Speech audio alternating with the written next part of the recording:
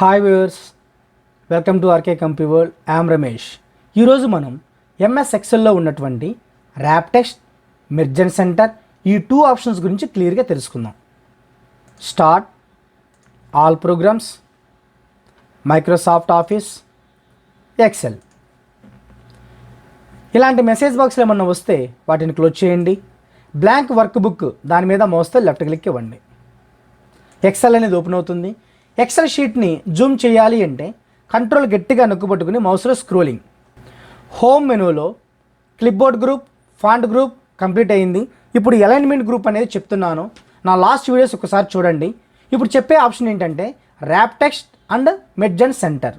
ఈ two options గురించి క్లియర్గా తెలుసుకుందాం. సెల్ లోపల కర్సర్ క్లిక్ ఇచ్చి సెల్ సెలెక్షన్లో ఉంచి డేటా అనేది టైప్ చేస్తున్నా. Ramesh space Priyanka. Data type చేసిన తర్వాత సెల్ లోపల కర్సర్ బ్లింక్ అవుతుంది. ఆప్షన్స్ ఏవి కూడా వర్కింగ్లో ఉండవు.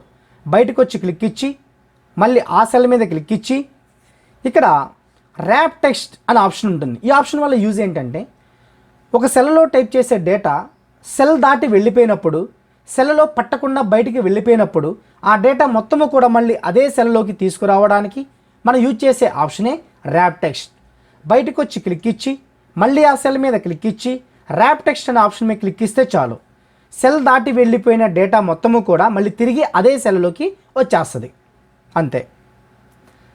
అలాగే మళ్ళీ వేరే సెల్ మీద క్లిక్ ఇచ్చి ఇలాగే డేటా టైప్ చేస్తున్నాను. Ruth rams. బయటకు వచ్చి క్లిక్ ఇచ్చాను, మళ్ళీ ఆ సెల్ మీద క్లిక్ ఇచ్చాను.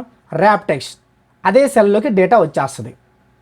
ఇప్పుడు ఈ సెల్లో ఉన్న డేటా కరెక్ట్గా మిడిల్లో సెంటర్లో రావాలి అంటే లాస్ట్ వీడియోస్లో చెప్పాను, అలైన్మెంట్స్ పైన 3లో మిడిల్, కింద ఉన్న 3లో మిడిల్.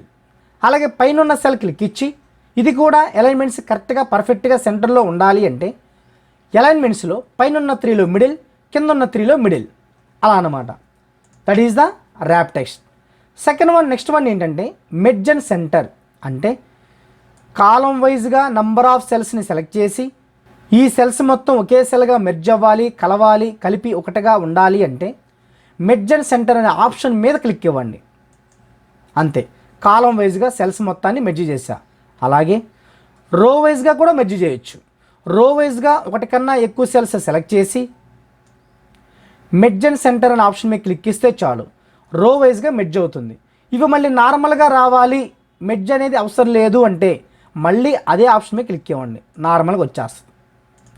అలాగే ఇందాక కాలం వైజ్గా మెర్జ్ చేశాను కదా, ఈ కాలం వైజ్గా మెర్జ్ అవసరం లేదు, నార్మల్ సెల్స్ కావాలి అంటే మళ్ళీ అదే ఆప్షన్ మీద మౌస్తో లెఫ్ట్ క్లిక్ ఇవ్వండి, నార్మల్ సెల్స్ వచ్చేస్తాయి. ఇప్పుడు అలా కాదు, నాకు సింగిల్ కాలం మెర్జ్ చేయటం, సింగిల్ రో మెర్జ్ చేయటం అలా కాకుండా number of columns and rows select చేసి, అంటే ఎలా సెలెక్ట్ చేస్తాం, సెల్ లోపల మౌస్తో లెఫ్ట్ క్లిక్ ఇచ్చి లెఫ్ట్ క్లిక్ గట్టిగా నొక్కుపట్టుకుని డ్రాగ్ చేయండి.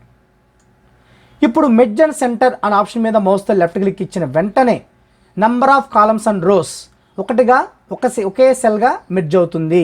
దాని మీద క్లిక్ ఇచ్చిన వెంటనే ఒకే సెల్గా మెర్జ్ అవుతుంది.